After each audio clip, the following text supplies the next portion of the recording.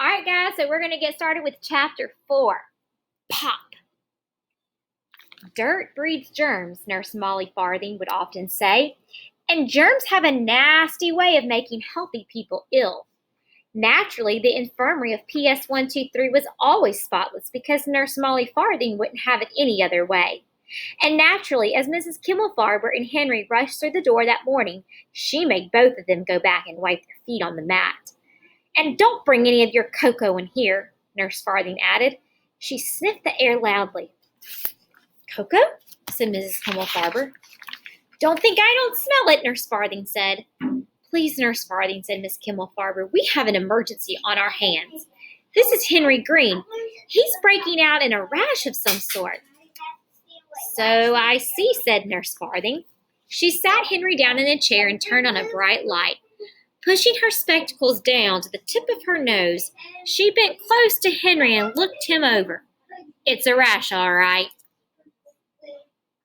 "Peculiar. Looks like little brown spots all over." "Exactly," said Mrs. Kimmelfarber. "But what is it?" "Have you ever had measles?" Nurse Farthing asked. "Yes," said Henry, "when I was 5. Chickenpox?" "When I was 3.5.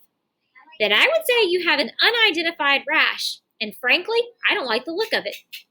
Henry, who up until now was merely frightened, began to feel terrified. Nurse Farthing laid her cool hand on his arm and steadied him. There, dear," she said. "Nothing to be frightened of. I'm sure it's not serious. How do you feel?" "Not very good," said Henry. "Warm?" "No." "Cold?" "No." "Dizzy?" "No," said Henry. "I just feel strange." "You poor dear," said Nurse Molly Farthing. "You really must be frightened." She ran her fingers through his hair and patted the back of Henry's neck. Somehow this made him feel a little better. "Pop? Did you say something?" asked Nurse Farthing. "No, ma'am," said Henry. "Pop. What is that noise then?" she asked. "It sounds like something's going to pop." "I heard it too," said Henry. "So did I," said Mrs. Kimmelfarber. Pop, pop, pop. Now they all heard it. The sound of popping filled the infirmary.